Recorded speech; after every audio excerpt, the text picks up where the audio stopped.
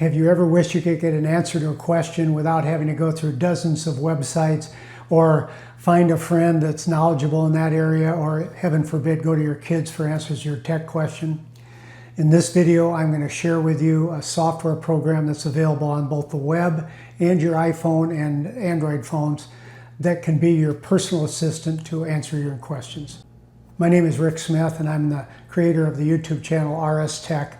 And today we're going to talk about the program called ChatGPT. So what the heck is ChatGPT?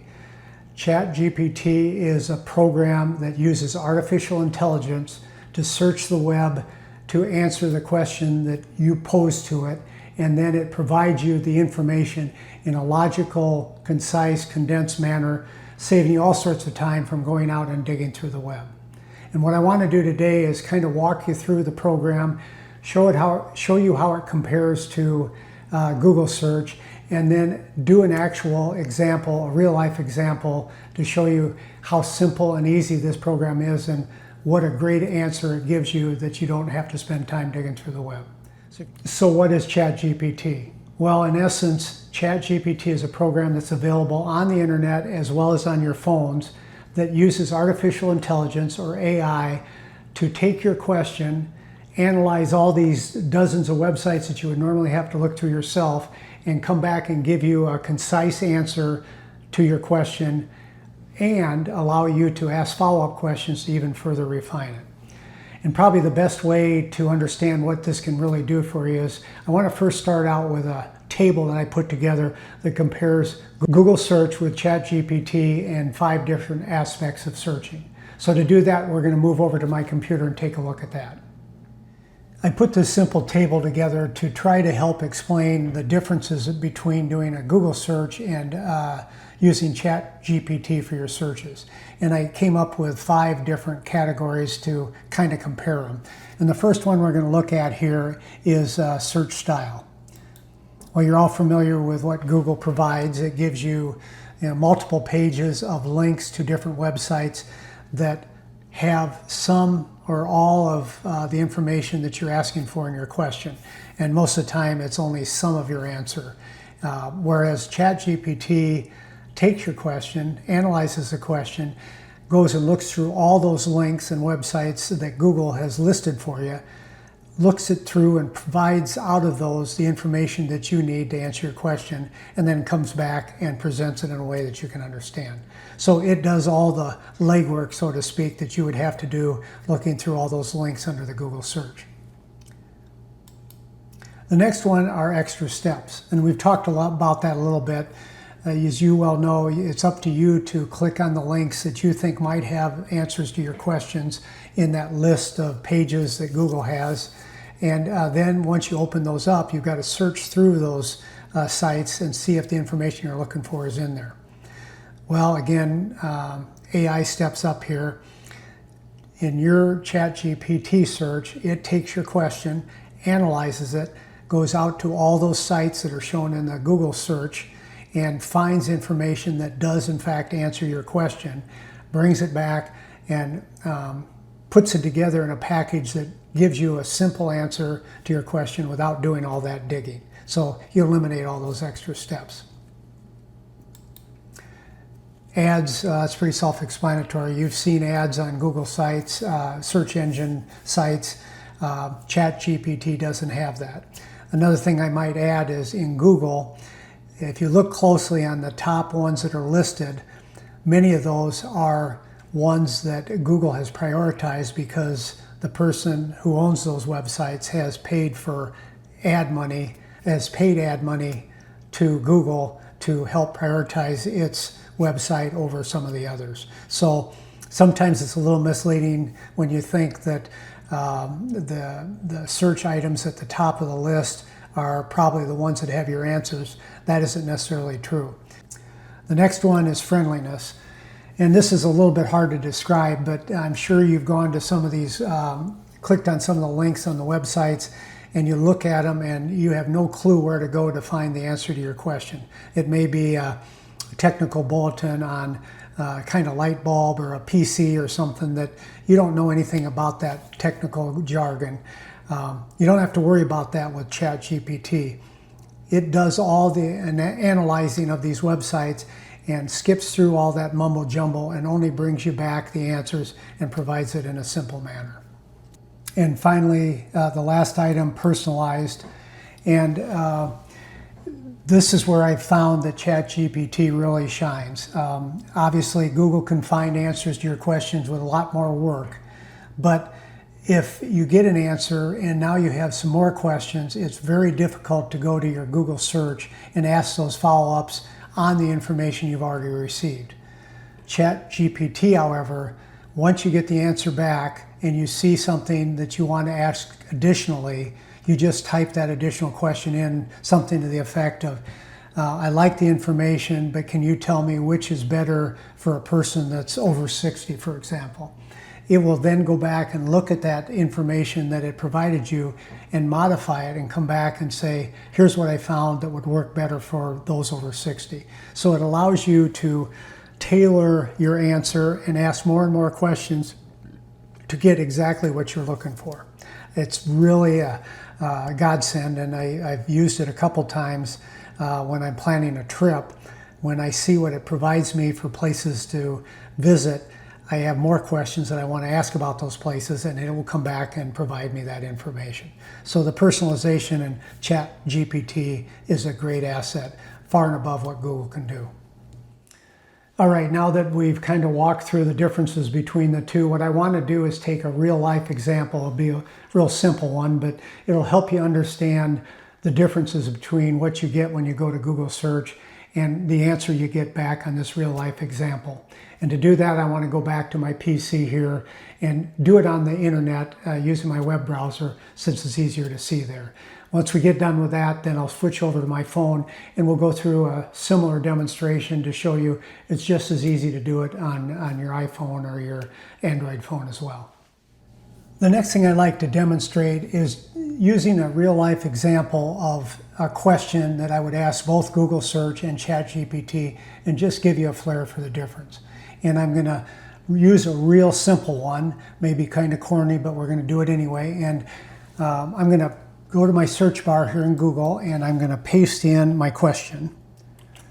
What's the best Mexican restaurant in Waterloo, Iowa? And that's where I'm located. And then I hit enter to have it search. And you can see here that here's an AI overview that Google provides, a little short one, but as you go down here, here's a TripAdvisor website, shows places in Waterloo that these restaurants are at. Go down some farther, here's a Yelp review showing the 10 best restaurants. Here's a Facebook review, here's a TripAdvisor review. All these things, it provides good information, but it's up to you now to go click on those to find out the information about the different restaurants and tell you what they're best at, and then you got to decide which is the best. So pretty straightforward process for searching that you're all familiar with. So now I'm going to move over to ChatGPT. I'm going to flip over to my new tab here, and I'm going to first, before we go any farther, I'm going to log out. And I want to show you what it takes to get in. So if you go to chatgpt.com, as you can see up in the search bar, this page comes up. And if you don't have an account, you click on the sign up for free, and it asks you for your email address and a password. And sometimes we'll confirm that password with a code sent to your email. But once you do that, you're in and ready to go. So I'm going to click on login since I already have an account. I'm going to click on my RSTech demo website, and password, I have it automatically loaded, and I hit continue, and I'm in. And this is what the ChatGPT website looks like. Very simple. The question is on the right, and then down the left are different aspects of the sort that you can do. And as you see here, I'm pointing at the chats. As you do a new chat every time on different questions, it continues to add those down below here.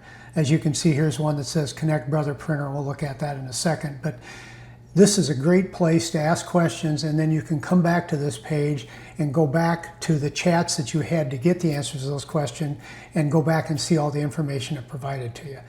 I found this really handy on trips where I ask a bunch of questions about places to go, and all that information is there that I can copy and paste out into an itinerary. So that's what the left side is. I wouldn't worry about these other things for right now. As you use ChatGPT, you may want to learn about them. So we're going to come back to what's on your mind today, and if you remember the question I asked, I'm going to paste it in here as well. What's the best Mexican restaurant in Waterloo, Iowa? And I click this circle with the up arrow on the right. So you can see it's searching the web, and it says if you're looking for the best Mexican restaurant in Waterloo, Iowa, here are the top contenders based on recent reviews and ratings. So first it shows me the top picks based on ratings, and you can see different ones that are listed here. And then it comes down and says who's the best? Well, it says if you want the best overall experience, ChatGPT is. If you want the best authentic taco lovers and unbeatable value, it says Tequila Los Reyes. You see it gives its perception of who's the best based on different categories. And then it even provides you a comparison table to show you the ratings, the strength that each has, and then what it's good for. Here's Three Amigos is good for family style dining, whereas Cholitos is casual dine-in and friendly service. And then it comes down and gives you a final recommendation. And it says if this is your first time trying, Cholitos is a place to go. Now, here's that extra feature that I mentioned before. It asks you, would you like details on menus, parking, hours? I would be happy to help you with that too. So here's where you can ask additional questions down in the Ask Anything bar.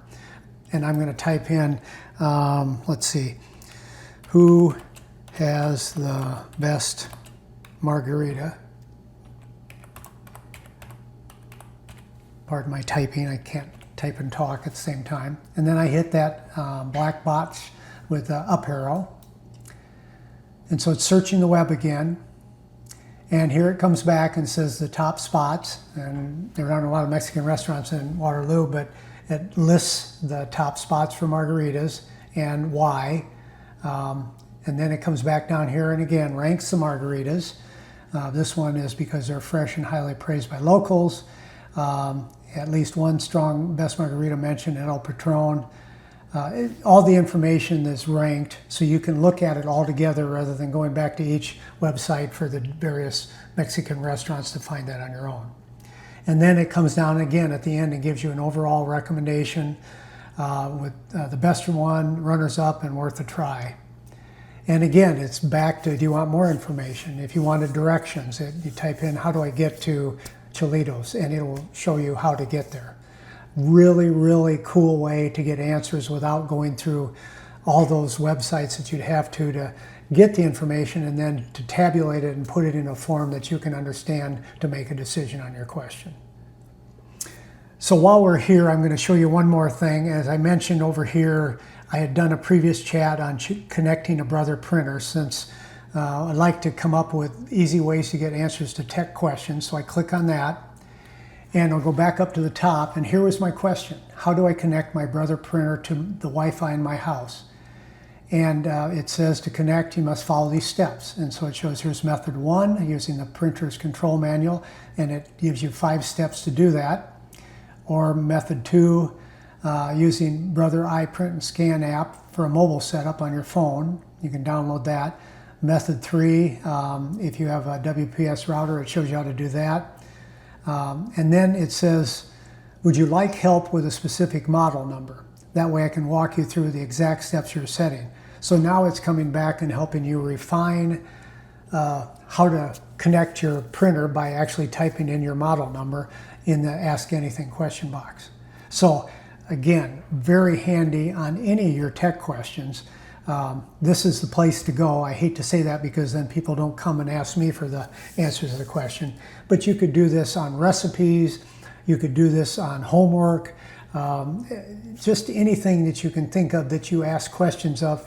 I also love it for planning a trip, and we'll demonstrate that on when I get to the iPhone. So for sure, this is the most simple way to go through all those dozens and dozens of websites and find the information that will help you answer your question. I've moved to my iPhone now, and I want to demonstrate how simple it is to use ChatGPT on your iPhone, or for that matter, an Android phone. Very similar process. The first thing you want to do is download the app if you don't already have it. And you can see my App Store icon in the upper left corner. I'll click on that.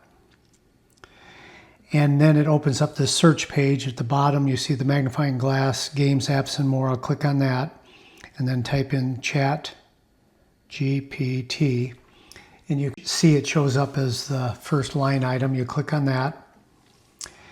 And so obviously you want to find the ChatGPT app, which is the second one listed there. Now mine says open. That's because I have it installed.